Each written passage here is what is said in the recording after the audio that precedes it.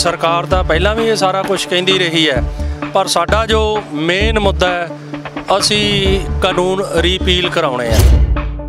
Amendment ਵਾਲੀ ਕੋਈ ਵੀ ਇਹਦੇ 'ਚ ਪੂਰਾ ਜਿੰਨੀ ਵੀ ਗੁੰਜਾਇਸ਼ ਨਹੀਂ ਹੈ। ਜੋ ਸਰਕਾਰ ਅਫਵਾਹਾਂ ਫੈਲਾ ਰਹੀ ਹੈ ਆਪਣੇ ਮੀਡੀਆ ਦੁਆਰਾ ਕਿ ਮੋਰਚਾ ਫੇਲ ਹੋ ਗਿਆ, ਲੋਕ ਘਰਾਂ ਨੂੰ ਜਾਣ ਲੱਗ ਗਏ, ਇਹ ਬਿਲਕੁਲ ਗਲਤ ਹੈ। ਵੱਡੀ ਗਿਣਤੀ ਦੇ ਵਿੱਚ ਲੋਕ ਜਿਹੜੇ ਨੇ ਉੱਥੇ ਹੈਗੇ ਆ ਔਰ ਹੁਣ ਵੀ ਬਹੁਤ ਜ਼ਿਆਦਾ ਲੋਕ ਜਿਹੜੇ ਨੇ ਇਹ ਦਿੱਲੀ ਵਾਸਤੇ ਫਿਰ ਦੁਬਾਰਾ ਰਵਾਨਾ ਹੋ ਰਹੇ। ਮੇਰਾ ਕਿਸਾਨ ਵੀਰਾਂ ਨੂੰ ਇਹ ਸੁਨੇਹਾ ਹੈ ਕਿ ਘਰ ਘਰ ਦੇ ਵਿੱਚੋਂ ਇੱਕ ਇੱਕ ਮੈਂਬਰ ਜਿਹੜਾ ਉਹ ਦਿੱਲੀ ਲਈ ਰਵਾਨਾ ਹੋ ਜਾਓ।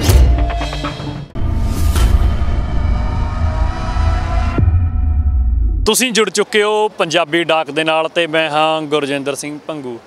ਕਿਸਾਨੀ ਮਸਲਾ ਅੱਜ ਪੀਕ ਉੱਤੇ ਹੈ।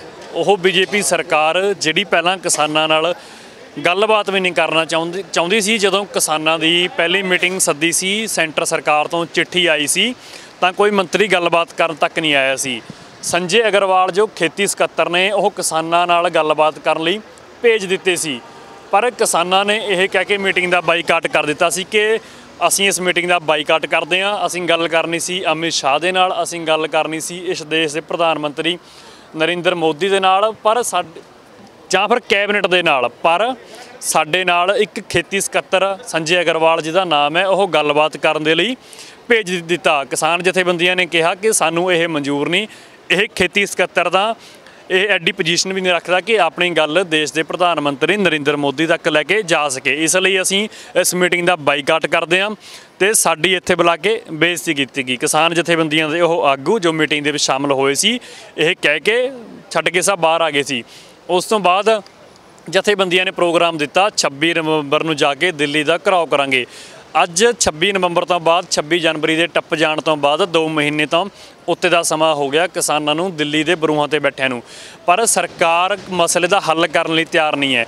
26 ਜਨਵਰੀ ਦੇ ਪ੍ਰੋਗਰਾਮ ਤੋਂ ਬਾਅਦ ਵੀ ਪ੍ਰਧਾਨ ਮੰਤਰੀ ਦਾ ਬਿਆਨ ਆਉਂਦਾ, ਬੀਤੇ ਕੱਲ੍ਹ ਬਿਆਨ ਆਉਂਦਾ ਕਿ ਜਿੱਥੇ ਸਰਕਾਰ ਨੇ ਗੱਲ ਛੱਡੀ ਸੀ ਕਿ ਅਸੀਂ ਅਮੈਂਡਮੈਂਟ ਕਰ ਦਿੰਦੇ ਹਾਂ, ਉੱਥੇ ਹੀ ਅਸੀਂ ਗੱਲਬਾਤ ਕਰਨ ਦੇ ਲਈ ਫਿਰ ਤੋਂ ਤਿਆਰ ਹਾਂ। ਕਿਸਾਨ ਜਥੇਬੰਦੀਆਂ ਦਾ ਉਹੀ ਕਹਿਣਾ ਕਿ ਸਾਨੂੰ ਅਮੈਂਡਮੈਂਟ ਮਨਜ਼ੂਰ ਨਹੀਂ, ਸਾਨੂੰ ਜੇਕਰ ਮਨਜ਼ੂਰ ਹੈ ਇਹ ਖੇਤੀ ਕਾਨੂੰਨ ਰੱਦ ਹੋਣਗੇ, ਅਸੀਂ ਰੱਦ ਕਰਵਾ ਕੇ ਹੀ ਵਾਪਸ ਜਾਵਾਂਗੇ। 26 ਜਨਵਰੀ ਨੂੰ ਲਾਲ ਕਿਲ੍ਹੇ ਝੰਡਾ ਚੜਾਉਣ ਦੀ ਘਟਨਾ ਘਟੀ, ਉਸ ਤੋਂ ਬਾਅਦ ਆਮ ਲੋਕਾਂ ਦੇ ਵਿੱਚ ਡਰ ਫੈਲਾਇਆ ਗਿਆ ਕਿ ਮੋਰਚਾ ਹੱਲ ਗਿਆ, ਪਰ ਨਹੀਂ, ਮੋਰਚਾ ਹੁਣ ਵੀ ਚੜ੍ਹਦੀ ਕਲਾ ਦੇ ਵਿੱਚ ਹੈ।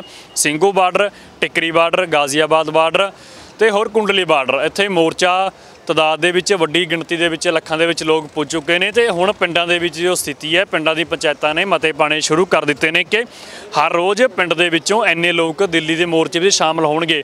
ਹੁਣ ਮੋਰਚਾ ਇੱਕ ਵੱਡੇ ਪੜਾਅ ਦੇ ਵਿੱਚ ਸ਼ਾਮਲ ਹੋ ਚੁੱਕਿਆ, ਸੀਰੀਅਸ ਤੌਰ ਤੇ ਲੋਕ ਇਸ ਮਸਲੇ ਲੈ ਰਹੇ ਨੇ। ਤੇ ਅੱਜ ਅਸੀਂ ਮੌਜੂਦ ਹਾਂ ਕਿਸਾਨੀ ਮਸਲੇ 'ਤੇ ਗੱਲ ਕਰਨ ਦੇ ਲਈ ਧਰੀੜੀ ਜੱਟਾਂ ਟੋਲ ਪਲਾਜ਼ੇ ਉੱਤੇ।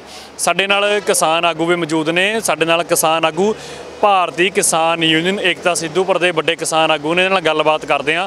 ਭਾਰਤੀ ਕਿਸਾਨ ਯੂਨੀਅਨ ਏਕਤਾ ਸਿੱਧੂਪੁਰ ਲਗਾਤਾਰ ਜਦੋਂ ਤੋਂ ਇਹ ਕਾਨੂੰਨ ਆਏ ਸੀ ਉਦੋਂ ਤੋਂ ਲੈ ਕੇ ਦਿੱਲੀ ਤੱਕ ਡਟੀ ਹੋਈ ਹੈ ਤੇ ਵੱਡੀ ਤਾਦਾਦ ਦੇ ਵਿੱਚ ਇਸ ਕਿਸਾਨ ਯੂਨੀਅਨ ਦੇ ਵੱਡੀ ਤਾਦਾਦ ਦੇ ਵਿੱਚ ਪੰਜਾਬ ਦੇ ਵਿੱਚ ਵਰਕਰ ਨੇ। ਗੱਲਬਾਤ ਕਰਦੇ ਹਾਂ। ਪ੍ਰਧਾਨ ਜੀ, ਹੁਣ ਸਰਕਾਰ ਦਾ ਫਿਰ ਬਿਆਨ ਆਉਂਦਾ ਪ੍ਰਧਾਨ ਮੰਤਰੀ ਦਾ ਕਿ ਜਿੱਥੇ ਅਸੀਂ ਗੱਲਬਾਤ ਛੱਡੀ ਸੀ ਅਸੀਂ ਗੱਲਬਾਤ ਉੱਥੋਂ ਹੀ ਫਿਰ ਸ਼ੁਰੂ ਕਰ ਲੈਂਦੇ ਹਾਂ। ਜੋ ਪ੍ਰਸਤਾਵ ਰੱਖਿਆ ਸੀ ਸਰਕਾਰ ਨੇ ਅਮੈਂਡਮੈਂਟਾਂ ਦਾ ਅਸੀਂ ਉਹ ਕਰ ਦਿੰਦੇ ਹਾਂ। ਦੇਖੋ ਜੀ, ਸਰਕਾਰ ਤਾਂ ਪਹਿਲਾਂ ਵੀ ਇਹ ਸਾਰਾ ਕੁਝ ਕਹਿੰਦੀ ਰਹੀ ਹੈ, ਪਰ ਸਾਡਾ ਜੋ ਮੇਨ ਮੁੱਦਾ ਹੈ ਅਸੀਂ ਕਾਨੂੰਨ ਰੀਪੀਲ ਕਰਾਉਣੇ ਆ।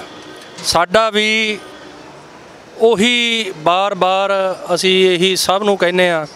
ਅਸੀਂ ਹੁਣ ਵੀ ਸਰਕਾਰ ਅੱਗੇ ਇਹੀ, ਸਾਡੇ ਜੋ ਵੱਡੇ ਲੀਡਰ ਨੇ ਉਹ ਇਹੀ ਗੱਲ ਰੱਖ ਰਹੇ ਨੇ ਕਿ ਇਹ ਕਾਨੂੰਨ ਜਿਹੜੇ ਨੇ ਇਹ ਰੱਦ ਕਰੋ। ਇਸ ਤੋਂ ਅੱਗੇ ਸਾਡੀ ਹੋਰ ਕੋਈ ਗੱਲ ਨਹੀਂ। ਅਮੈਂਡਮੈਂਟ ਵਾਲੀ ਕੋਈ ਵੀ ਇਹਦੇ 'ਚ ਪੂਰਾ ਜਿੰਨੀ ਵੀ ਗੁੰਜਾਇਸ਼ ਨਹੀਂ ਹੈਗੀ।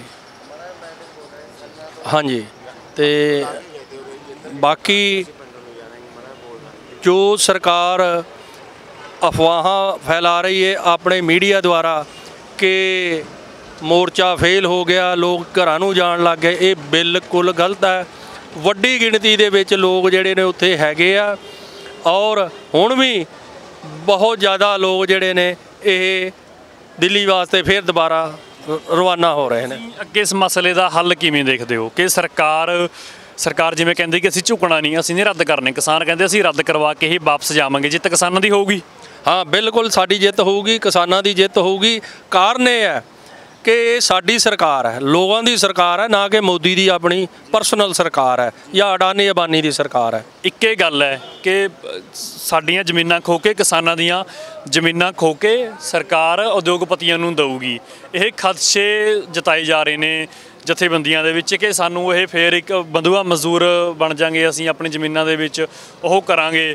ਕਿਉਂਕਿ ਖੇਤੀ ਜਦੋਂ ਦੇਸ਼ ਦੇ ਵੀ ਸੰਕਟ ਕਾਲ ਸੀ, ਕਰੋਨਾ ਦਾ ਸਮਾਂ ਸੀ, ਖੇਤੀ ਨੇ ਹੀ ਲੋਕ ਬਚਾਏ ਨੇ ਤੇ ਹੁਣ ਵੀ ਇਸੇ ਕਰਕੇ ਇਹ ਹਾਵੀ ਹੋਣਾ ਚਾਹੁੰਦੇ ਨੇ ਖੇਤੀ ਉੱਤੇ। ਕਿਸਾਨ ਜਥੇਬੰਦੀਆਂ ਦਾ ਕਹਿਣਾ ਕਿ ਫਿਰ ਜਿੰਨੇ ਆਸਾਨੀ ਨਾਲ ਕਾਨੂੰਨ ਪਾਸ ਕਰਤੇ ਇੰਨੀ ਆਸਾਨੀ ਦੇ ਨਾਲ ਕਿਸਾਨ ਜ਼ਮੀਨਾਂ ਛੱਡ ਦੇਣਗੇ। ਬਿਲਕੁਲ ਨਹੀਂ ਛੱਡਾਂਗੇ ਅਸੀਂ, ਸਾਡਾ ਮਤਲਬ ਹੀ ਨਹੀਂ ਜ਼ਮੀਨਾਂ ਨੂੰ। ਲੇਕਿਨ ਜੋ ਇਹਨਾਂ ਨੇ ਇੱਕ ਕੋਝੀ ਚਾਲ ਚੱਲੀ ਹੈ, ਇੱਕ ਟੇਢੇ ਢੰਗ ਨਾਲ ਇਹ ਸਾਡੇ ਕੋਲੋਂ ਜ਼ਮੀਨਾਂ ਹਥਿਆਣਾ ਚਾਹੁੰਦੇ ਨੇ। ਸਾਡਾ ਕਿਸਾਨ ਜਿਹੜਾ ਇਹ ਬਹੁਤ ਜਾਗਰੂਕ ਹੈ, ਪੜ੍ਹਿਆ ਲਿਖਿਆ ਕਿਸਾਨ ਹੈ, ਇਸ ਕਰਕੇ ਹਰ ਛੋਟੀ ਤੋਂ ਛੋਟੀ ਗੱਲ ਨੂੰ ਇਹ ਸਮਝਦੇ ਨੇ। ਅਸੀਂ ਬਿਲਕੁਲ ਜ਼ਮੀਨਾਂ ਛੱਡਾਂਗੇ ਨਹੀਂ ਤੇ ਨਾ ਹੀ ਇਹਨਾਂ ਦੇ ਅਸੀਂ ਝਾਂਸੇ 'ਚ ਆਵਾਂਗੇ। ਤੇ ਜਿਹੜੇ ਇਹਨਾਂ ਨੇ ਕਾਨੂੰਨ ਆਰਡੀਨੈਂਸ ਲਿਆ ਕੇ ਪਾਰਲੀਮੈਂਟ ਨੂੰ ਛਿੱਕੇ ਟੰਗ ਕੇ, ਸੰਵਿਧਾਨ ਨੂੰ ਛਿੱਕੇ ਟੰਗ ਕੇ ਜੋ ਇਹਨਾਂ ਨੇ ਕੀਤਾ ਇਹ ਕੰਮ, ਉਹ ਅਸੀਂ ਬਿਲਕੁਲ ਵੀ ਬਰਦਾਸ਼ਤ ਨਹੀਂ ਕਰਦੇ, ਨਾ ਕਰਾਂਗੇ। ਔਰ ਸਾਡੀ ਹੁਣ ਵੀ ਪੁਰਜ਼ੋਰ ਸਰਕਾਰ ਨੂੰ ਅਪੀਲ ਹੈ ਕਿ ਉਹ ਜਿੰਨੀ ਛੇਤੀ ਇਹ ਕਾਨੂੰਨ ਰੱਦ ਕਰੇ ਉਨਾ ਦੇਸ਼ ਦਾ ਭਲਾ ਹੈ। ਤੇ ਅੱਗੇ ਤੁਸੀਂ ਕੋਈ ਸੁਨੇਹਾ ਦੇਣਾ ਚਾਹੋਗੇ ਕਿਸਾਨਾਂ ਨੂੰ?